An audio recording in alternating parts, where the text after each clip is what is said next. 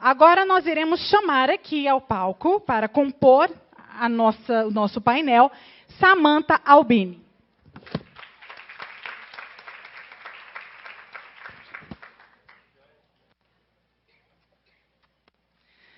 A Samantha Albini é fundadora e franqueadora na Radar Gestão para Advogados, consultora especializada em estratégia, planejamento e gestão de serviços jurídicos. Advogada especialista em gestão de negócios pela Fundação Dom Cabral, com experiência no contencioso e consultivo empresariais e de massa, em escritórios de pequeno e médio grande portes e em departamentos jurídicos de multinacional. Ela também é autora do livro Controladoria Jurídica para Escritórios de Advocacia e Departamentos Jurídicos e coordenadora e coautora dos livros Manual de Gestão para Advogados, volume 1 e volume 2. Bom, boa tarde. É um prazer imenso estar aqui com vocês. Uma sumidade, pessoas especiais na área de gestão jurídica, que estão fazendo aí um trabalho maravilhoso nessa área, cada uma aí com sua especialidade. Enfim, são mulheres realmente que fazem a diferença no mercado. Não falo só no mercado jurídico, mas no mercado como um todo, né? E que nos orgulha. Bom, então, assim, para a gente poder começar, né, este painel, eu vou fazer algumas perguntas. E caso algum de vocês também queiram, vocês vão passando para a Mariana vai me passando, tá? Bom, então vamos lá. Primeira pergunta é para Lara Selen. Lara, você trabalha com a parte de planejamento estratégico, né? E vem desenvolvendo também a questão de metodologias ágeis. Bom, primeiramente eu queria fazer a pergunta em relação ao planejamento. Afinal de contas, nós estamos num momento de grandes mudanças. Tudo é muito rápido, tudo é muito volátil. Então, quando a gente fala de planejar, vem aquela coisa de... Ai, tá, bom, poxa, será que... Tá travando um pouquinho. Oi, pronto, agora foi. Então, como é que a gente pode fazer hoje esse planejamento? Por que planejar? Como deve ser feito esse planejamento no escritório de advocacia, entendendo que nós passamos por esse momento de tanta rapidez, tudo acontece de forma acelerada. Estamos vivendo esse período de grandes transformações, né? Como é que a gente poderia adaptar também esse planejamento dos nossos escritórios nessa realidade? Bom, primeiro, obrigada pelo convite. É sempre muito bom ver a casa cheia, né? Uma casa que a gente já tem estado aqui há tantos anos, né? Goiânia em especial, é um lugar que a gente está sempre por aqui.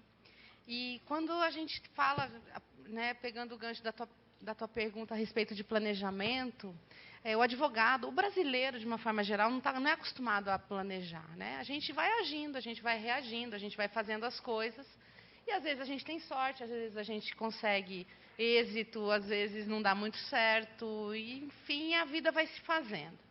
Isso durante muito tempo, foi muito mais tranquilo, porque o movimento do mundo político-econômico ele era um pouco mais lento. E aquilo que você falou, a gente vive um mundo VUCA, né? Volátil, incerto, complexo, ambíguo. Na nossa profissão, isso se faz muito presente em várias questões, tanto em volume de profissionais no mercado, quanto questões econômicas, quanto a dificuldade do dia a dia mesmo na operação, já que a gente já considera aí a entrada de algumas tecnologias para mudar a forma como nós aprendemos a advogar. Então, quando a gente fala de planejamento hoje, a gente está falando de algo vital para a nossa programação de carreira. E quando você inicia um trabalho de planejamento, a coisa mais importante é você pôr o pé no chão. É colocar exatamente com clareza quais são as variáveis que estão em torno do teu escritório. E se a gente fizer planejamento, quando você fala de metodologia, você tem uma metodologia, não vou dizer padrão, mas existe um norte, né, de começo, meio e fim da metodologia de planejamento. Mas se a gente fizer planejamento com qualquer um de vocês aqui, cada um vai trazer um resultado diferente, porque cada realidade é uma realidade diferente. Então, fazer planejamento significa ter absoluta certeza de quem eu sou, o que eu tenho de bom, de não tão bom, os meus sonhos, as minhas vontades, os meus desejos de carreira, os meus desejos econômicos, os meus desejos de crescimento. É eu ter absoluta certeza do que está em volta de mim, que eu não consigo ter poder, legislações, questões político-econômicas, tecnologia, enfim, o que está em volta do meu escritório. A minha realidade, a realidade de Goiás é completamente diferente de uma realidade de outro estado brasileiro. Então, a gente tem que entender qual é o poder do agro, o que temos aqui em volta, em termos de indústria, o que essas indústrias trazem para a comunidade local, para eu poder fazer o casamento, né, entre o que eu tenho a oferecer e o que o mercado precisa de mim. Senão, a gente fica numa conversa muito esquizofrênica, eu oferecendo coisas que ninguém quer comprar. E aí, se eu não tenho certeza de quem está do outro lado, parece que eu estou tentando algo, estou fazendo tudo o que eu posso, mas, na verdade, eu não estou tendo resultado. Então, isso tudo é pura falta de, às vezes, parar, refletir a respeito de si mesmo, do seu escritório, da sua equipe, das pessoas que estão ali, refletir a respeito do que está em volta, do que vivemos hoje. Então, assim, a dose, se eu fosse médica, eu daria na minha receita, é fazer uma SWOT a cada 6 meses. Não adianta fazer todo mês. Mas a cada 6 meses a gente tem que parar e fazer uma análise de cenário para ver se o caminho que a gente escolheu está exatamente dentro daquilo que a gente queria, né? E aí você comentou a respeito das metodologias ágeis, né? Você quer comentar depois ou eu posso dar uma sequência? Eu acho que, de repente, eu Tá. gostaria que você falasse depois em relação a isso, mas que você complementasse em relação a a gente poder finalizar a questão de planejamento, como que a gente faz, então, o trabalho que haja uma implementação efetiva mesmo? Porque acontece muitas vezes do advogado, como consultoras aqui todas nós sabemos, a gente vai lá, faz a consultoria, faz todo o planejamento estratégico, traça as ações.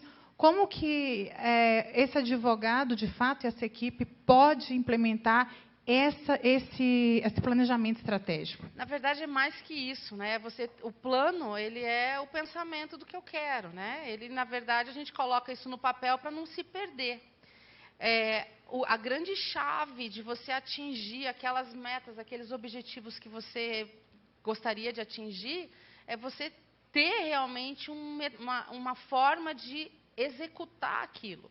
Só que a gente não pode esquecer que a maioria de nós aqui, que advoga, que está no dia a dia, ocupa do seu tempo, já que esse é o recurso mais escasso, já foi falado aqui algumas vezes a respeito de gestão de tempo, que para mim é uma dos aprendizados mais importantes de um profissional hoje, é ele saber administrar o que ele tem de recurso, né? Não desperdiçar, é você fazer isso tudo em equipe e realmente lembrar que o meu tempo não pode ser dedicado exclusivamente ao operacional. Se eu estou só fazendo peça, audiência, atendendo cliente, eu não tenho, a minha cabeça não está na chave de pensar o que é importante para médio e longo prazo. Eu estou atendendo o curto, estou apagando incêndio, eu estou resolvendo os problemas que caem na minha mesa agora. Então, a gente precisa se reorganizar internamente. Por isso que é tão importante saber para que eu estou fazendo o planejamento. Se eu não soubesse, é só a moda que eu estou seguindo do colega, nem faça.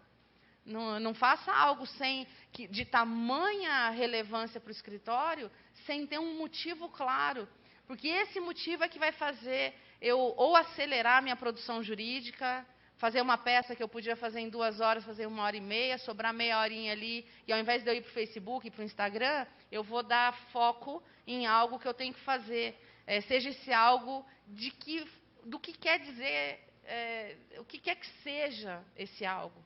Desde escrever alguma coisa, desde ligar para um cliente que eu gostaria de falar, que eu não falo há muito tempo, desde trabalhar o meu financeiro de uma maneira um pouco mais, tentando fazer com que os números confessem aquilo que, né, tem os professores aí dos MBAs que falam, né, torture os números até que eles confessem, mas eu preciso namorar essas informações com o tempo, né? Então, tirar do papel sonhos, vontades, planos, etc., requer muita dedicação àquilo. Aquilo tem que ser importante para mim. Né? Então, acho que esse seria... uma coisa que eu falo com os nossos clientes, né, em consultoria. Eu prefiro um projeto começado e terminado do que 20 começados. Né?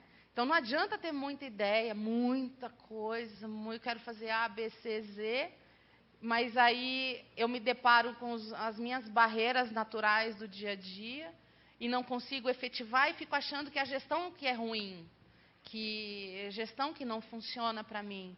Na verdade, eu que fui guloso demais ao querer tantas coisas quando eu ainda não tenho uma estrutura, uma base para poder diversificar essa atuação. Né? Exatamente. O planejamento do planejamento. Né? Até para cumprir o planejamento, você precisa planejar até a gestão do tempo, né? Se organizar. Eu posso contar um case? Claro.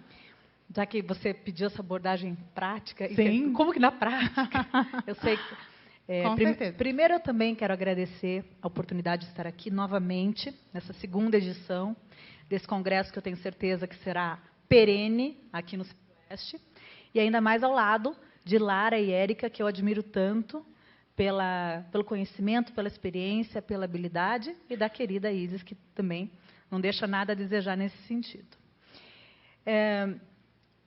Para talvez trazer um exemplo, Isis, deixa eu contar um case que é de médio para pequeno porte, quer dizer, nada demais, todos nós podemos fazer a mesma coisa. Nesse escritório, eles estavam justamente com essa dificuldade de pôr em prática o planejamento. O que nós fizemos?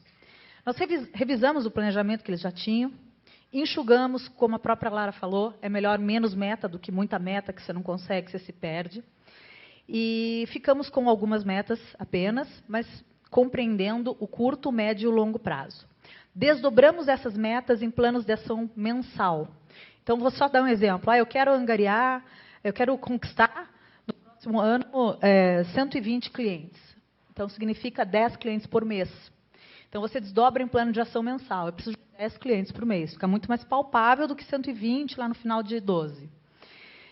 Desdobramos por mês, atribuímos responsáveis por cada meta, e aí, ao final de todo mês, reservamos tempo, como a Lara falou, para uma reunião estratégica, em que os gestores de área apresentavam os resultados da sua área.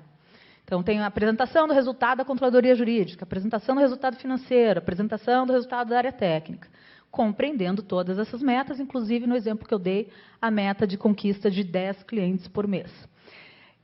Dessa forma, né, ficou muito mais palpável a meta, e muito mais fácil de a gente medir mensalmente se estava alcançando ou não, e as que não estavam sendo alcançadas, já traçar um plano ali para conseguir resolver, para conseguir alcançar no mês seguinte, as que eventualmente a gente já tinha até ultrapassado, talvez até revisar a meta, jogar um pouquinho, né, mais para frente. Então, a desdobrar a meta mensalmente, fazer a medição de resultado, de preferência por indicador de desempenho, extraído do software de gestão, e ter uma reunião estratégica mensal com os gestores de área para justamente apresentar esses resultados, é uma das formas de, na prática, a gente conseguir implementar o planejamento. Nesse escritório, depois de feito isso, as metas começaram a ser alcançadas e até ultrapassadas. Muito bom, case e sucesso. Bom, então, já aproveitando que você está falando, eu já vou fazer uma pergunta para você, então. Tá? Bom, eu tenho ouvido muito você falar sobre escritório 100% digital. E aí, para quem ainda, né, nunca ouviu falar desse escritório 100% digital, a gente queria saber um pouquinho sobre isso. O que seria esse escritório 100% digital? Como gerar conteúdo online para atrair os clientes, né, desse escritório? E quais seriam as áreas? Teria alguma área específica para atender ter esse escritório 100% digital? Seriam todas as áreas? Teria alguma que não casaria muito bem com essa realidade?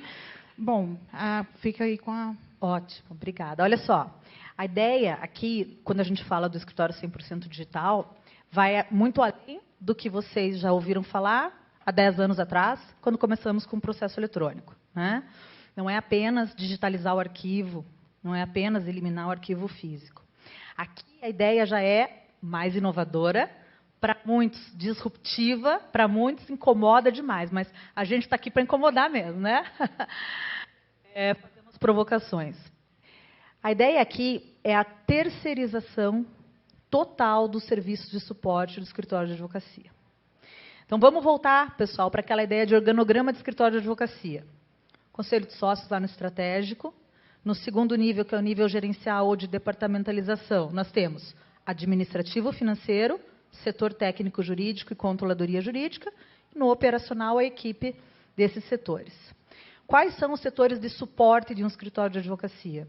O administrativo financeiro e a controladoria jurídica. O setor técnico, que é o jurídico propriamente dito, é o core business, é a atividade principal da advocacia. Ok. Então, qual que é a primeira ideia? Que já é disruptiva, mas é só o começo. É a terceirização completa do administrativo financeiro e da controladoria jurídica. Você mantendo no teu escritório apenas o teu core business. Steve Jobs já dizia, concentre-se no que você é bom, delegue todo o resto. Efetivamente, o administrativo financeiro e a controladoria jurídica estão intimamente ligados com a atividade do escritório, mas são atividades de suporte que podem ser terceirizadas. Na minha opinião, é mais fácil primeiro terceirizar o administrativo financeiro, depois terceirizar a controladoria. Vai se acostumando, não faz tudo de uma vez, mas isso pode estar no planejamento estratégico de vocês para o curto, para o médio prazo. O passo seguinte é o escritório ser 100% digital e remoto. Portanto, não precisar mais existir sede física do escritório. Vocês sabem qual é a despesa fixa, principalmente, que resulta de termos uma sede fixa, uma sede, né, física. A ideia é trabalhar em home office, trabalhar remotamente, utilizar escritórios virtuais, coworkings, etc. Tá? Tanto para, claro, reduzir, sim, gasto, que deve ser uma meta perene de qualquer empresa, mas para também, acima de tudo, na minha visão, estar mais alinhado às tendências de mercado, que não é só mercado jurídico, que envolvem essa questão de mais qualidade de vida, de trabalhar remotamente, de trabalhar em casa, de ter uma flexibilização da jornada de trabalho. Quer dizer, aquela ideia de ter lá o escritório, bater ponto, ter lá a tua escrivaninha em L de 3 metros cúbicos, 3 metros quadrados, isso aí já cá entre nós, né? Eu sei que muitos gostam, têm apego, os advogados em geral, assim como eu, nós somos conservadores, tradicionais. Às vezes a gente, né, realmente tem até o sonho de ter o escritório, a sala, a mesa lá de mármore, isso, aquilo. Mas, gente, o custo que isso representa, a gente sabe que é muito significativo. Eu vejo escritórios que têm lá toda uma, né, estrutura física e são escritórios que não têm cliente, não vai cliente lá no escritório. O atendimento é quase já 100% virtual. Claro que, como a Isis me perguntou, talvez isso não se aplique ainda a todas as advocacias. Nós temos advocacias em que há um fluxo muito grande de atendimento presencial ao cliente. Tudo bem. Justifica um local físico para atendimento ao cliente. Talvez não para todo mundo estar lá. Será que é necessário? Então, eu já tenho casos de escritórios, clientes meus, que já fizeram ou estão fazendo essa transição para um trabalho remoto. Ou uma parte do escritório, o escritório expandiu, não tem mais lugar. Não vamos reformar, não vamos nos mudar, não vamos alugar outro conjunto. Essa equipe nova vai trabalhar em casa. Opa, está funcionando, está dando certo. Reunião virtual, quando necessário, reunião presencial. Aí foram indo, e hoje eles têm ainda, alguns deles, uma sede com um ou dois colaboradores que ficam lá, quando são feitas reuniões ou atendimentos a clientes, são feitos lá, mas no dia a dia as pessoas trabalham remotamente. Então, é essa ideia que eu vim jogar para vocês. Eu sei que incomoda, é provocativa, mas vejam, é viável, é interessante, ousem pensar como uma possibilidade aí interessante, tá? Porque já tem escritórios fazendo e com sucesso. Não sei se respondi tudo que você perguntou. Não, com certeza. Era longa a tua pergunta. Tem uma, exatamente. Eu teria mais umas 30 perguntas para explorar sobre esse assunto, mas realmente, Não, mas pode, por favor, pode comentar. Eu vi só, antes de você comentar, eu vi um escritório, enfim, não vou comentar aqui os nomes, mas é bem interessante, realmente, e como fazer, acho que depois vocês podem jogar aí, depois no Google, fazer uma pesquisa que tem escritórios que já se colocam como 100% digital, e o trabalho que vem desenvolvendo, como que eles fazem pela questão de tratar com os clientes, eu acho que é bem interessante. Lara, por favor. Primeira coisa que me vem em mente aqui, eu acho que quando a gente fala de home office, acho que já é algo que já está quase sedimentado em alguns escritórios. Acho que isso não é uma questão... Eu me lembro há uns 12 anos, mais ou menos, que a gente assessorou um escritório muito grande, que já tinha essas questões de um tráfego muito grande de papel, enfim. E foi o primeiro escritório virtual que eu tive a oportunidade de participar da estratégia. E o que tinha de mais interessante nessa história, mas com algumas questões que eu não sei se a gente vai superar hoje ainda, né? Por uma questão de cultura. Escritório de volume trabalhista, um arquivo que dava metade dessa sala aqui, foi totalmente digitalizado, venderam, sei lá, 5 toneladas de papel. A lei digital é sustentável, né? Você conhece? Você sabe disso. E quando a gente chegou, estava acontecendo um movimento de realmente querer fazer a terceirização de algumas partes do escritório. E foi feito. Só que uma terceirização muito próxima. Qual que é a minha preocupação? Advogado é um bicho desconfiado. Não mudamos isso ainda. Então, quando você fala assim, vamos terceirizar seu financeiro, você dá um pouco ainda, você precisa ampliar a cultura. E tem uma outra preocupação com relação à terceirização de controladoria. Claro, se você estiver falando de um escritório que está totalmente digital, que atende uma advocacia de volume, hoje com lei de proteção de dados, isso começa a se tornar complicado para os escritórios que têm um pouco mais de especialidade e têm um pouco mais de dados confidenciais dentro dele. Claro, você pode me falar assim, a gente resolve com chave, a gente resolve com nuvem, a gente resolve com criptografia, com blockchain, o que quer que seja, né? Mas eu ainda acho que a gente tem que fazer alguns passos para chegar nisso. Talvez um escritório menor, você tenha mais êxito para fazer o virtual. Mas um escritório que tem tantas implicações, principalmente de confidencialidades, e uma outra questão que eu acho complexa, a gente briga muito dentro dos escritórios, para que a integração das pessoas aconteça, que a gestão do conhecimento aconteça. Se eu não tiver gente... Tudo bem, a gente pode se reunir por Skype, mas de vez em quando a gente vai precisar se olhar. A gente vai precisar sentir o calor humano das pessoas, a gente vai ter que aprender na discussão, no fervo de uma discussão de caso. Então, eu não quero ser do contra, mas eu acho que não é para todos. A gente tem que romper algumas barreiras ainda de cultura e tem que encontrar mecanismos para não perder aquilo que a gente também não tem hoje ainda, né? Que é essa questão da gestão da cultura. Isis fala muito de cultura, fala muito... Então, se você apartar todo mundo, pode ser que você perca. Acho que até a tua opinião seria interessante. Bom, eu costumo falar entender, né, essência, que eu estou como entrevistadora, então, mas é importante, né, essa questão de você entender a essência de cada um dos escritórios, cada organização, que a gente fala o DNA, né, e daí você extrai e sabe se as pessoas estão ali preparadas, se a organização está preparada ou não para determinadas mudanças, né. Mas eu gostaria de agora falar com a queridíssima Érica Siqueira, minha companheira de eventos de gestão jurídica, né? Há pouco tempo, em setembro, teve o evento dela lá em Brasília, maravilhoso também, estive lá palestrando, foi um sucesso também. Érica, eu queria falar com você, aproveitando esse gancho, né? Porque não tem como a gente não sair falando realmente de tecnologia, de inovação, de como as coisas vão ser mudadas dentro dos escritórios de advocacia.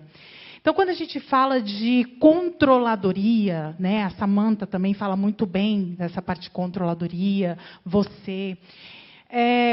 Como que a gente pode trazer uma controladoria mais eficaz, principalmente quando a gente fala de tecnologia? Porque os advogados, muitos me perguntam, né, em consultoria, qual o melhor software, qual o melhor sistema, qual o melhor...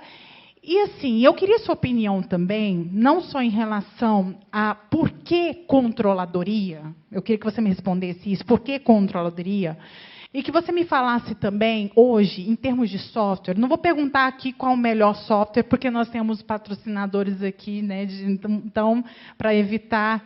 Mas eu queria saber, na sua opinião, o que hoje, de repente, falta nos sistemas? Você tem escutado aí os advogados falarem, e na hora de você indicar, você fala assim, poxa, poderia ter mais. Então, por que a controladoria e o que é que falta aí nos sistemas para ajudar? Primeiramente, um prazer enorme estar aqui com todos vocês, nesse segundo dia. Desde ontem, nós estamos assistindo esse evento maravilhoso, com palestrantes maravilhosos. Muito obrigada, Isis, pelo convite, toda a organização do evento. Os meus anjos, eu ganhei 2 anjos, são pessoas que estão comigo desde ontem. Então, muito obrigada pela companhia, pelo carinho. Vocês estão de parabéns com mais esse evento. Ano passado eu estive aqui. E fiquei muito feliz agora de ouvir no café que o nosso painel era muito esperado, viu, Samantha e Lara?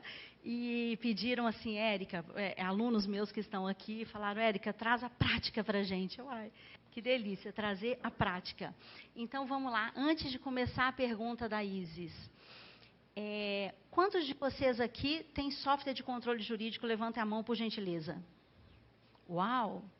Ok. Agora, a pergunta mais desafiadora. Quantos de vocês utilizam este software 80% na sua totalidade? Menos de 20%.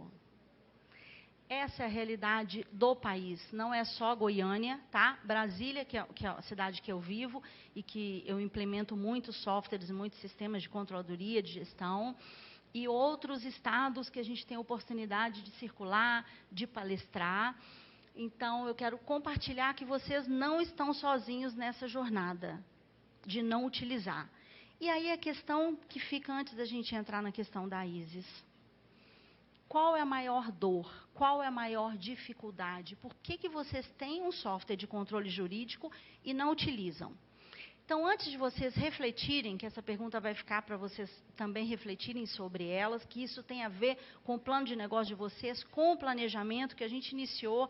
Lara e Samantha falaram super bem de planejamento, mas se a gente não entrar nas questões realmente profundas que incomodam o nosso escritório, a gente não vai conseguir nunca fazer um planejamento. Então, é importante a gente voltar esse olhar para dentro, para poder olhar. Então, vamos pensar juntos. Imagina se vocês têm um carro na garagem, ok? Vocês possuem um carro que vocês escolheram, ou que escolheram para vocês, e vocês compraram, e ele está ali na garagem. E nesse local onde vocês moram, não existe perto da casa de vocês ponto de ônibus nem de metrô.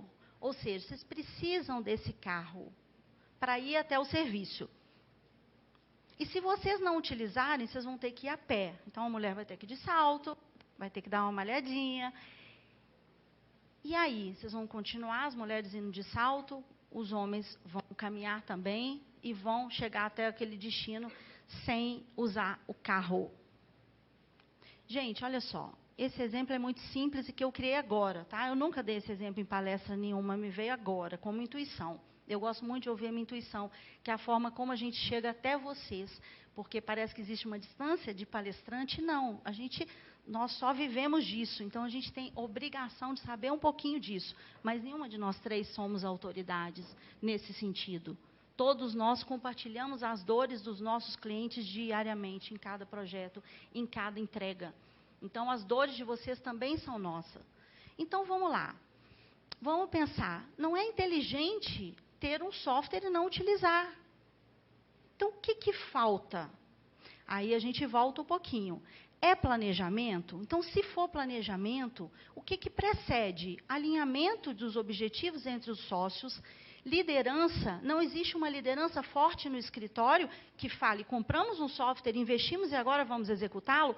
Ou faltam estratégias? A gente entende, a gente tem uma liderança forte, mas a gente não consegue efetivamente implantar, porque a gente não sabe como fazer.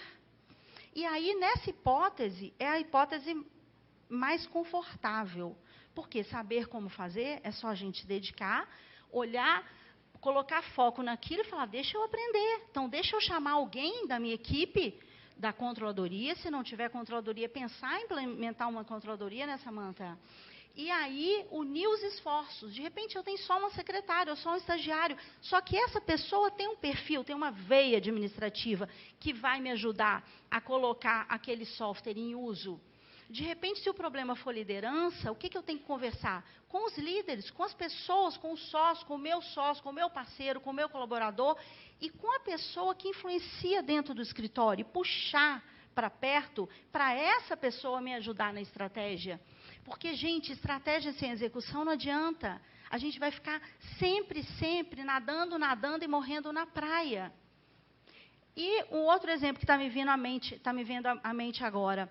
De repente, eu tenho liderança, eu tenho a pessoa, mas nós não estamos focados. Então, falta de foco, de definição, para começar a fazer aquele planejamento. Então, vamos trazer o planejamento para a implantação de software, de controladoria, de modelo de gestão adequado à minha realidade, que é diferente da realidade de um outro escritório. O outro escritório pode ter 3, 5, 10 colaboradores, mas a cultura, como o Isis bem trata no seu livro, em todos os seus estudos, a cultura é única, porque somos únicos, nós não somos iguais, nós não vamos fazer de forma igual. O software, ele deve ser preenchido de forma igual. Os softwares, eles têm muita similaridade em relação às telas, só que eles também não são iguais. E a forma como a gente vai colocar as rotinas dentro do software é que vão garantir a gestão eficiente e o controle dentro da nossa advocacia. Ok? E aí, voltando para a pergunta da Isis... Sim, por favor. A maior curiosidade que eu tenho em relação a isso, de que o que falta dentro hoje de um sistema, porque eu sei que você conhece bastante disso, você mexe muito com isso, e você é muito especialista. Então, o que é que você sente hoje que falta? Até para o pessoal do sistema que está aí, acho que é uma dica boa, né? Ok. Isa, eu não gosto de ser deselegante, mas eu vou ser. Eu não acho que falta nada em nenhum software. Sempre vai existir um software, ok? Que ele vai completar 95% das expectativas. A questão é escolher um software que vá me atender. Então, se eu sou um escritório pequeno, eu tenho poucos processos, poucas rotinas, eu posso pegar um software menor, de um custo mais acessível, que a gente chama de software de prateleira, ou seja, que você não customiza as telas. Se você já vai para um modelo de 10, 15 ou modelos mais complexos dentro da advocacia, você vai precisar de um software que a sua rotina não cabe dentro daquele software. Então, você vai precisar procurar no mercado softwares que têm o valor mais alto e que eles são customizáveis, ou seja, que você vai desenhar junto com a pessoa do software o que você precisa, ou com o consultor. Então, não acredito que não tenha software que atenda. Eu acho que todos os softwares atendem. Eu acho que a gente tem que voltar para as pessoas, e aí eu deixo para vocês, como tarefa de casa, refletirem por que vocês não estão colocando o carro em uso, ou seja, o software em uso. E mais uma colocação, Izzy. Quando a gente fala de tecnologia, de inteligência artificial, de toda essa mudança e inovação que está chegando e está batendo na nossa porta, é importante fazer esse dever de casa de colocar as informações cadastrais, documentais e processuais em ordem, para que, quando esse novo modelo, esse novo essa nova era digital que está chegando, nós estamos preparados minimamente com os dados que a gente precisa. Quantos processos eu possuo, como que eles estão cadastrados, como é que é a organização desse fluxo dentro, a definição do workflow, de como funciona todas as rotinas, para que a gente se prepare para a inteligência artificial. Porque quando o Supremo e os tribunais superiores chegarem, já estão trabalhando forte com a questão da jurimetria e outros dados, quem não tiver essa organização feita pode sofrer mais do que as outras pessoas que já tenham esses dados. Muito bom. Bom, e aí a gente vê que tudo é realmente você conhecer, né? Se conhecer, conhecer o escritório, entender quais são as necessidades, porque até para adequar o software. Então, não existe essa história de que está faltando alguma coisa no meu software, está faltando alguma coisa no meu sistema. Espera aí, você tem que saber o que é que você quer e o que você quer adequar, e aí cada sistema, né, teria essa função. E só complementando, Isis, e pode ser que vocês vão chegar num momento específico, ok? Que realmente, se vocês tiverem um crescimento de ações, de demandas complexas, de novas áreas ou de novo fluxo de trabalho interno na advocacia, que vocês vão falar assim, esse meu software não está me atendendo mais. Aí é aquele momento igual o carro, que você vai mudar do carro manual para o carro automático, já ok? vai para outro. Aí você já vai buscar um outro software que ele é um pouco mais completo para a sua realidade. Bom, então agora é uma última pergunta aqui para Lara Selling, tá? Lara, agora sim, falando sobre metodologias ágeis. Porque a Lara ela precisa sair daqui a pouquinho, que ela tem um voo aí daqui a pouco, mas vamos aproveitar enquanto ela está aqui para poder fazer pergunta, né? Então, falando da questão de metodologias ágeis, né, que a gente está falando aqui de tecnologia, de inovação e tudo, então está se falando muito disso, né, que foi a partir de um manifesto ágil que surgiu e trouxe, enfim, tem alguns valores aí que é bem interessante. Porque, ao mesmo tempo que você fala de colocar as pessoas em primeiro lugar, você fala também em questão de tecnologia, de coisas que possam substituir papelada, e você fala também da questão do cliente, enfim. E tem diversas aí, Scrum e tantas outras. Como é que a gente vai aplicar metodologia ágil para a advocacia? Porque agora a gente ainda está naquele momento de vamos planejar. Como é que a gente pode, você fazendo um parâmetro em relação à sua primeira pergunta, em relação ao planejamento, como adequar o planejamento a essa metodologia ágil? E como é que eu poderia estar aplicando essa metodologia ágil dentro dos escritórios? Uma das questões que eu vejo com maior dificuldade dentro dos escritórios é que as nossas reuniões são péssimas. Esse é o primeiro ponto, né? Não sabemos fazer reuniões. Quando eu falo não sabemos fazer reuniões, estou falando o seguinte: a gente não sabe o que a gente quer da reunião, a gente não tem um resultado final, um fecho. Isso vale para qualquer coisa, porque quando você fala de metodologia ágil para a criação de produto tecnológico, isso é uma coisa, mas nós não criamos produto tecnológico. Nós criamos produtos e serviços para o nosso cliente. Nós criamos projetos que vão resolver um problema X, que precisa ter uma cara. Se eu estiver falando principalmente de não contencioso, que é a cara dos próximos 10 anos, na minha modestíssima visão. Não dá mais para ter mais de 100 milhões de processos nesse país. A gente vai ter que aprender a resolver o problema do nosso cliente via consultoria, ou ensinando, ou fazendo prevenção, ou fazendo qualquer tipo de orientação. Só que isso tem que vir encaixotado, porque o que acontece é que no contencioso a gente tem um código de processo civil que eu não preciso de metodologia ágil, eu conto o prazo e faço ele acontecer. Se eu perder, perdi, tem consequência. Mas o processo ele flui, né? A metodologia ágil, quando você vincula a um planejamento estratégico, principalmente quando você está fazendo um reposicionamento de mercado do seu escritório. Porque o planejamento é muito isso, não é o que eu quero ano que vem. Às vezes eu preciso fazer um reposicionamento. Às vezes eu sou um escritório de volume e já estou percebendo que volume vai dar o problema, vai ter precedente que vai resolver tudo numa tacada só, vai ter uma decisão que extingue X mil processos. E daqui a pouco eu não preciso de tanta gente no meu escritório, porque os sistemas vão estar aí para automatizar tudo.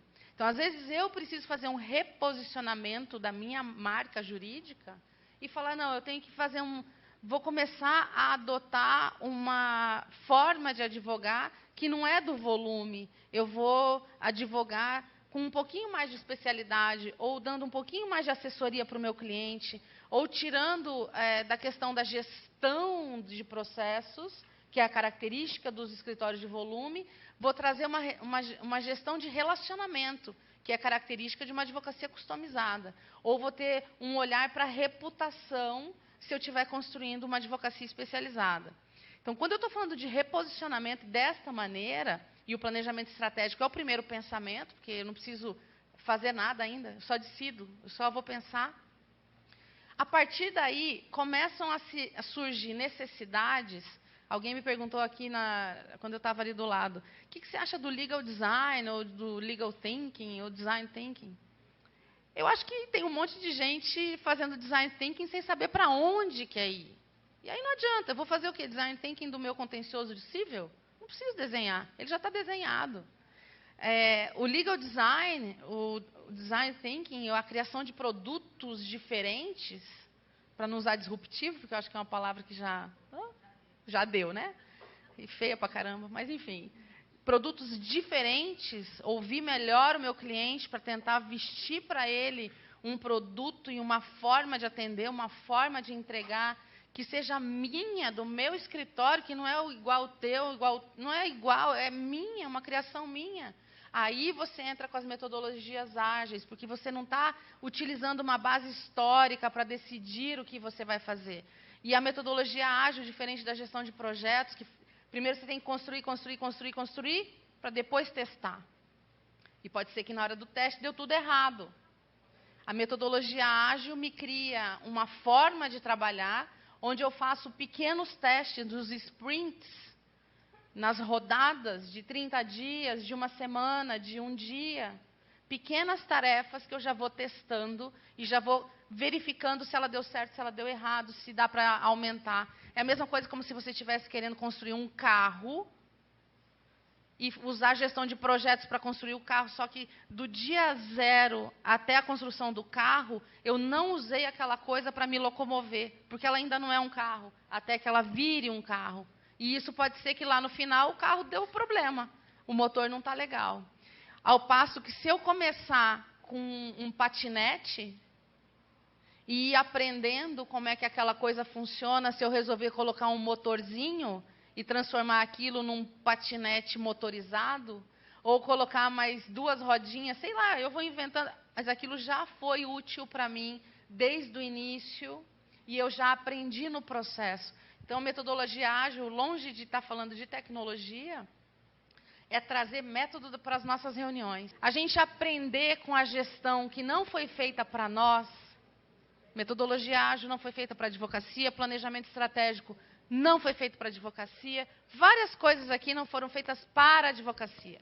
Mas eu aprender a ler essas coisas, tirar o melhor desse aprendizado e trazer para o meu escritório na visão de aperfeiçoamento, é disso que a gente fala quando coloca a metodologia ágil, aprende a fazer reunião, faz um projeto, mas saiba colocar teu time para realmente cumprir com responsabilidade aquela proposta inicial, para a gente não morrer na praia, para não ficar frustrado, e aí ficar lá, ó vida, ó azar, dá tudo errado na minha vida. Como se fosse um protótipo, né? Já ter uma ideia de como que a coisa vai acontecer isso, lá né? na frente, É né? mais Então que você protótipo, vai aprendendo você no vai processo. aprendendo, né? Muito Aprendendo bom. o processo. Samantha, você falou dessa questão de serviços de suporte, certo? Eu queria que você falasse um pouquinho mais sobre isso, em relação assim, quais seriam esses serviços, que você falou um especificamente, mas assim, coloque outros que a gente poderia colocar como suporte. Efetivamente, isso poderia ter uma redução de custo. E, bom, e por quê? Por que teria essa redução de custo? Então, redução de custo é uma das consequências, é uma das vantagens. Mas até eu vejo como secundária. Então, dentro daquela linha do que eu tinha falado, vejam bem, eu entendo que um congresso como esse, ainda mais um que tem esse nome aí, a gente tem que trazer, é isso mesmo, é coisa inovadora, é falar sobre mudanças, tendências, né? E fazer provocações. Por isso que eu trouxe esse tema, por isso que eu sugeri também esse tema. Quando eu falei da terceirização ali, até a Lara fez aquela... pesou ali a questão tanto cultural, quanto de necessidade de termos cuidados em relação a dados e etc. Vejam bem, é claro que eu só lancei a ideia aqui para vocês, né? Até para provocar mesmo. O como fazer, entrando em metodologia, que é extremamente importante, para quem me conhece sabe que eu sou fã e uso, a gente terceiriza um administrativo financeiro, a gente terceiriza uma controladoria, evidentemente, quando a nossa gestão já está num alto nível, avançada. Quando a gente já usa um software de gestão, pelo menos em 80%, para fazer toda a gestão da equipe, dos serviços, financeira.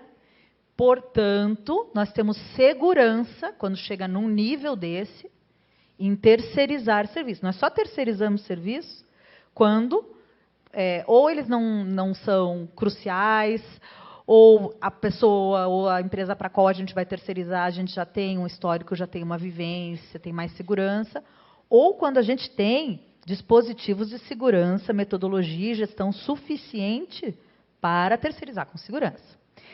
Por exemplo, se eu vou terceirizar a minha controladoria, evidentemente que eu vou ter que ter ainda, na minha estrutura, pelo menos uma pessoa, que vocês chamem de controller ou do que vocês quiserem, e eu já gostaria de propor uma mudança de nome para a controladoria, que eu já venho propondo desde o último congresso que a gente fez.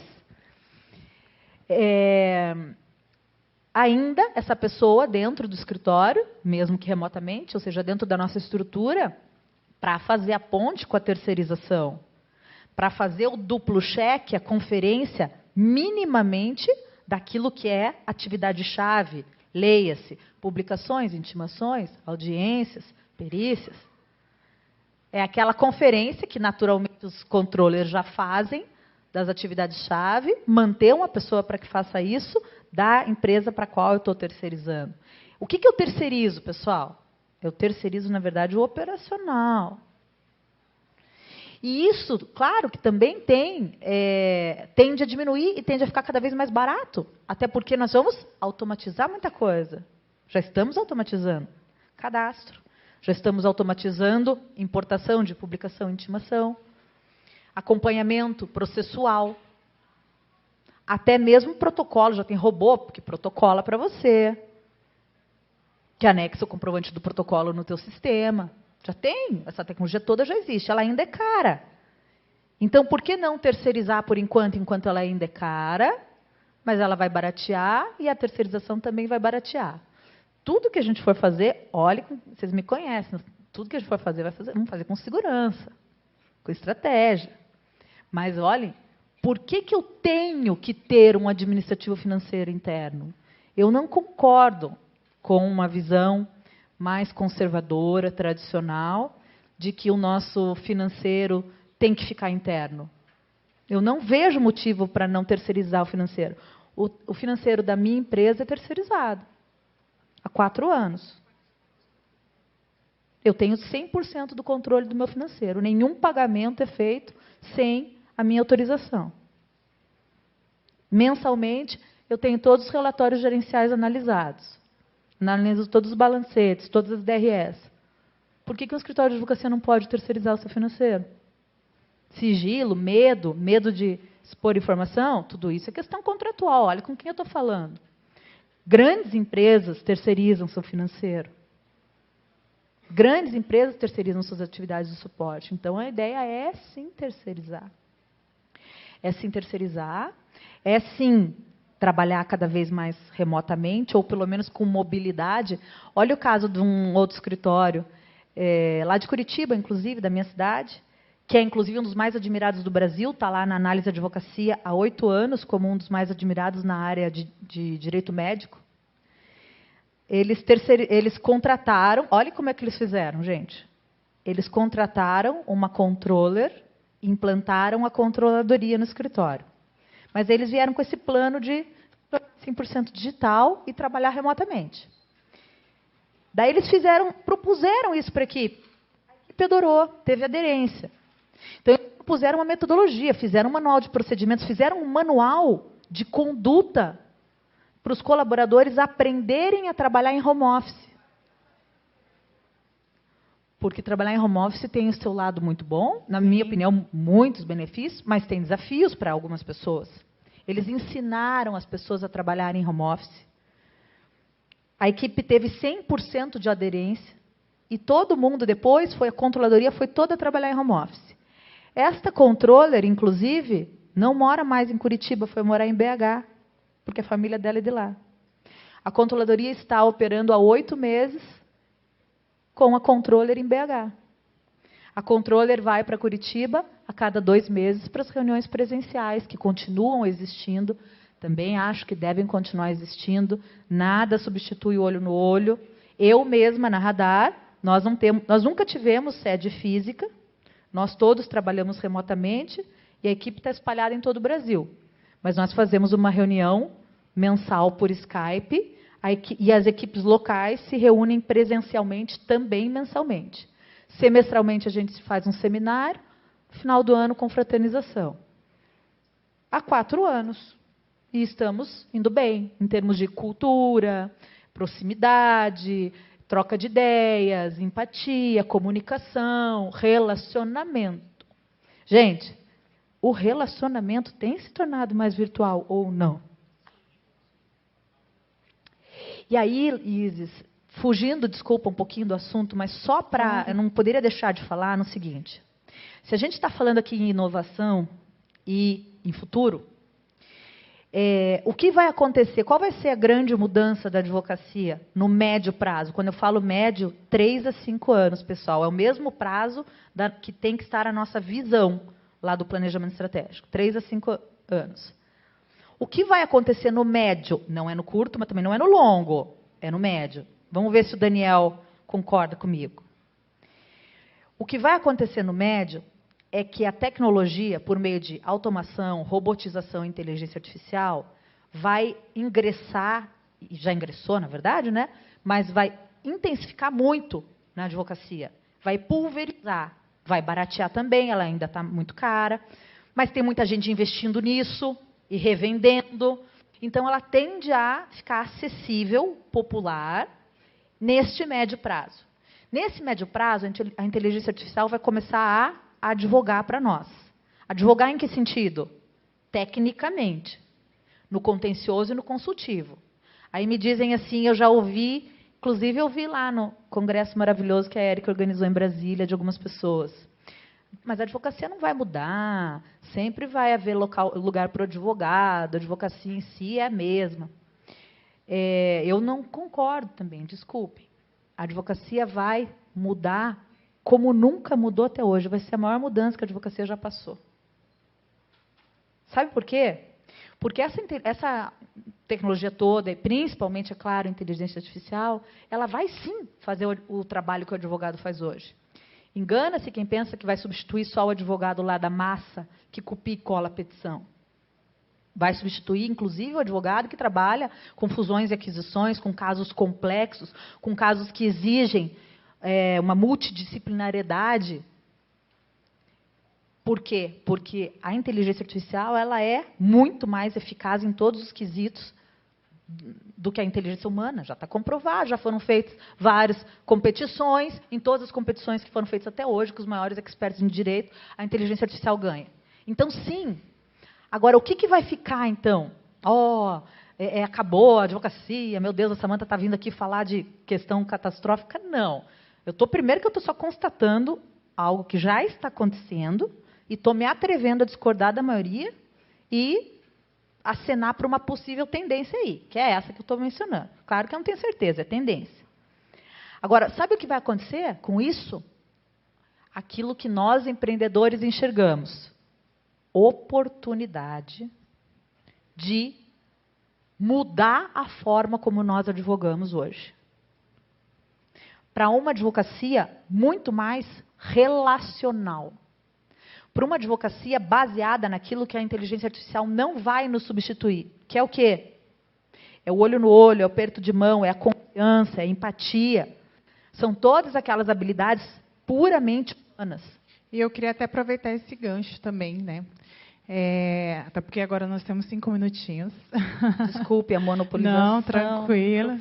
Me empolguei. Vou aproveitar esse gancho gancho do relacional, porque realmente a gente está falando muito nessa parte de tecnologia, como a inteligência artificial vai poder fazer alguns trabalhos, e não só a advocacia. Eu acho que toda profissão, não tenho certeza, toda profissão passa também por essa questão. Claro que a advocacia, por ser uma profissão milenar, uma profissão realmente que impacta, isso é muito forte. Mas, Érica, falando desse relacional, como que eu posso, então, implementar uma mudança, como, por exemplo, controladoria jurídica, a partir dos sócios? Porque é o que a maioria das pessoas reclamam em relação a isso, a implantação da controladoria. É falar assim, mas o sócio do meu escritório não abraça isso. Como fazer com que esse sócio abrace? Por que é tão importante que o sócio abrace essa ideia para que ela aconteça? Eu posso responder de acordo com os cases de sucesso que eu tenho. Olha só, todos os cases de sucesso que eu tenho de software, de controladoria, todos, o sócio que não comprou a ideia, o projeto não vingou. Com exceção de 3 que eles delegaram no processo sucessório dentro da advocacia e que eles falaram, eu não quero saber disso, o operacional não é comigo. E eles delegaram e não se envolveram, ok? Não atrapalharam, porque tem muitos sócios que eles atrapalham, e nós sabemos, a gente tem muitos perfis alfas, né, daquelas pessoas que saem atropelando e fazendo e executando, sem olhar quem está ao redor, igual um trator, vai passando por cima, e aí os processos ficam prejudicados. Então, a primeira questão, gente, e aí eu jogo para vocês também, tá? Se vocês são sócios da advocacia de vocês, ou vocês atuam em cargos de controle ou de gestor de área, que vocês têm influência sobre os processos dentro da advocacia de vocês, analisem esse papel, porque, em primeiro lugar, é o sócio entender que ele que vai dar autonomia, porque um sócio é um líder, e um líder ele é copiado diariamente em todas as suas ações, não é na sua fala, é na sua entrega, é no que ele entrega diariamente, é no seu comportamento, na sua fala, na sua postura, na sua conduta, no que ele gera de resultado ali. Então, qual o cargo que vocês estão ocupando e qual o papel de liderança que vocês estão se eximindo?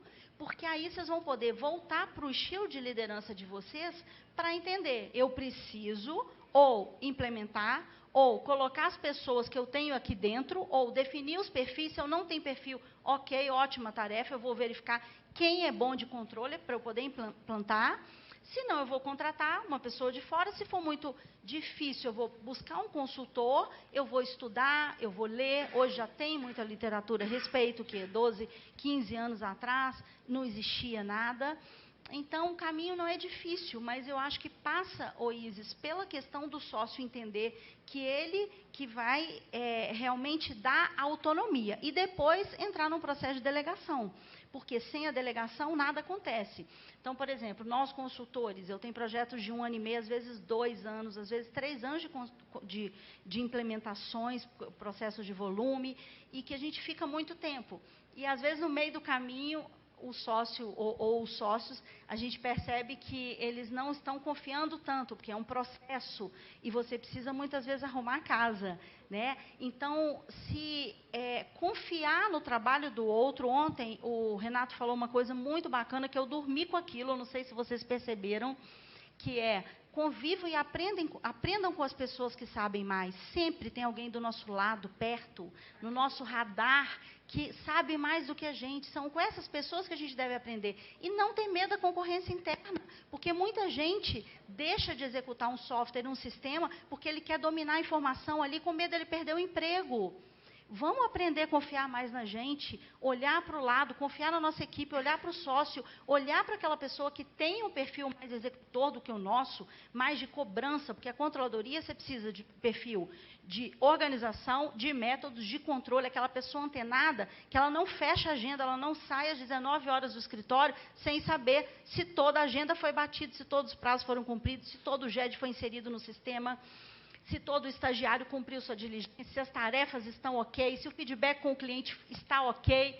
Percebem? É uma pessoa que tem um perfil, gente, muito específico. Então, vamos procurar esse perfil específico, delegar e acompanhar, fazer um acompanhamento.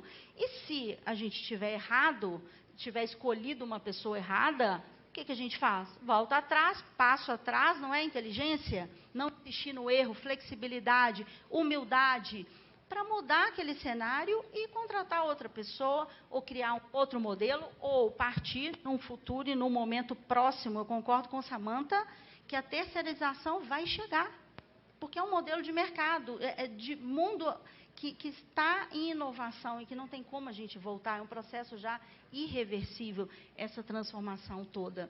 Então, eu acho que a resposta é para o líder se envolver nos processos que lhe cabe a execução, a deliberação, para conseguir colocar e motivar toda a equipe para fazer a coisa acontecer. Que bom, porque a gente a gente traz também esse assunto de pessoas, que é tão importante, liderança, né? Bom, gente, gostaria de ficar aqui com vocês. O assunto aqui é muita coisa para se discutir, muita coisa para falar, porque quando a gente fala de um painel de inovação e gestão, a gente quer falar sobre tudo, né? Desde financeiro, de operacional, pessoas, marketing, é muita coisa.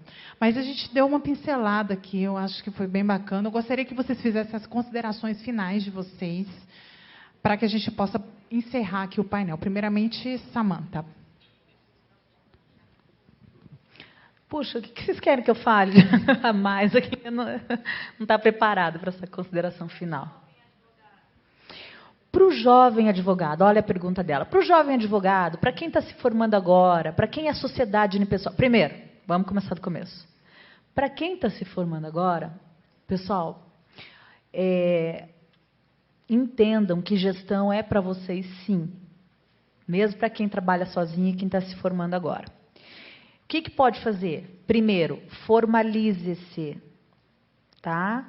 Constitua a sua sociedade unipessoal para você poder separar também a tua conta pessoa física da tua conta pessoa jurídica lá no banco. Começa a organizar tudo do comecinho.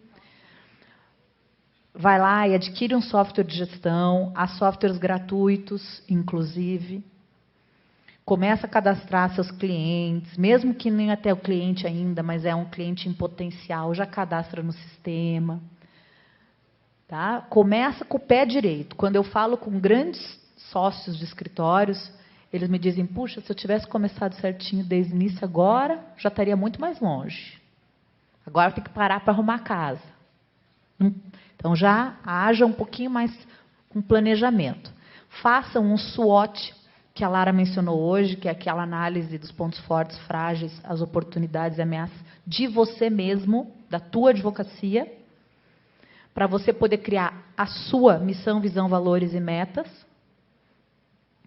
E pensem num bom posicionamento de mercado. Pensem exatamente para quem que vocês vão prestar advocacia, que tipo de advocacia. E no pensar isso, já levem em consideração essas tendências que nós estamos falando. Já pensem num posicionamento de mercado favorável para vocês no médio prazo. Sejam seus melhores amigos, sejam espertos. Então, essa é a minha dica. Mesmo para quem está começando, mesmo para quem é pequenininho, é micro, começa a usar a gestão, profissionaliza a sua gestão, trabalha na sua mente uma cultura mais profissionalizada do seu escritório, para você explorar todo o teu potencial e crescer com sustentabilidade. É isso. Obrigada, Samantha. Obrigada. Gostaria de agradecer mais uma vez a sua presença aqui. Muito nos honra. Agora, Érica, suas considerações finais. Alguém tem alguma pergunta? Então, vamos lá. a ideia que me veio é o seguinte: tenham paciência com o processo de gestão de vocês.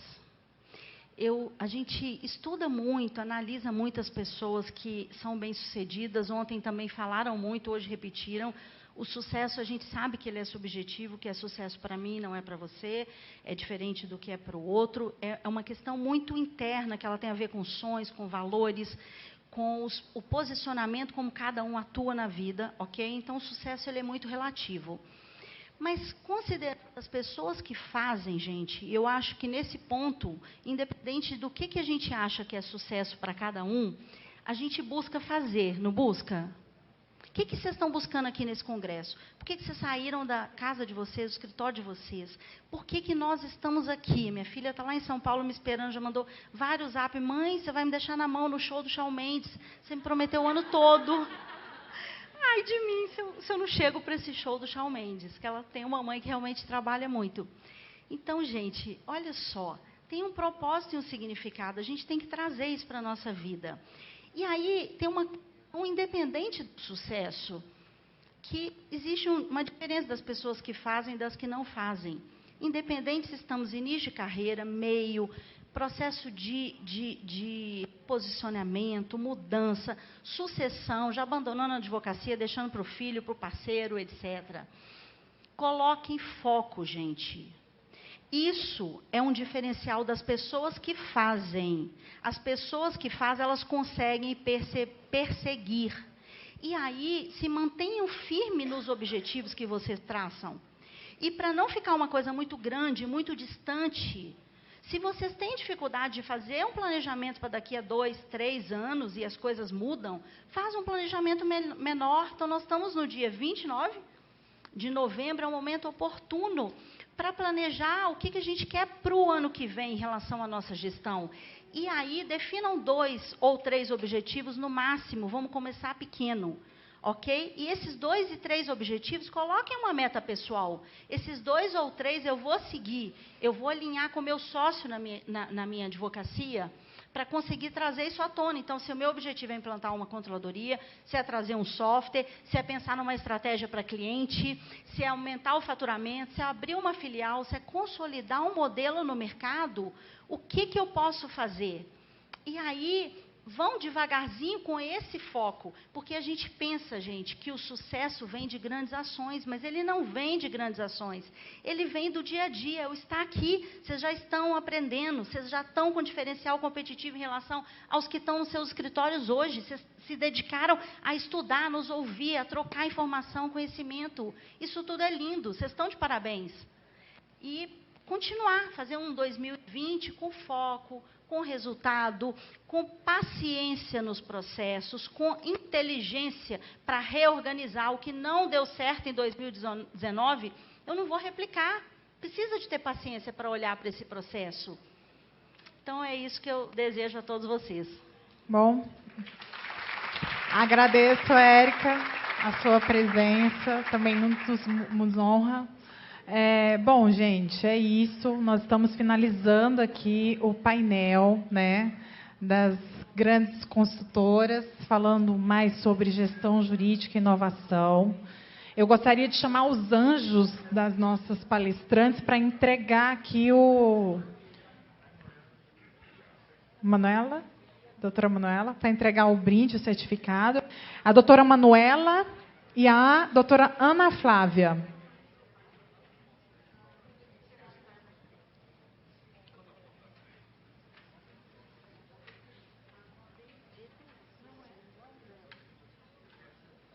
Deixa eu dar uma melhorada aqui.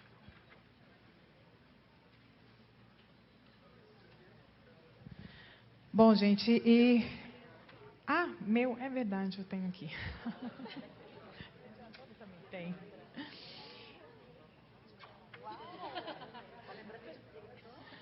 Você tem mala para despachar? Querida, esse aqui eu levo em qualquer lugar. Então leva, tá pesado. Leva. E eu tenho certeza que você vai gostar, viu? Tá bem pesado, mas é algo aí típico da nossa cultura goiana. Muito bom.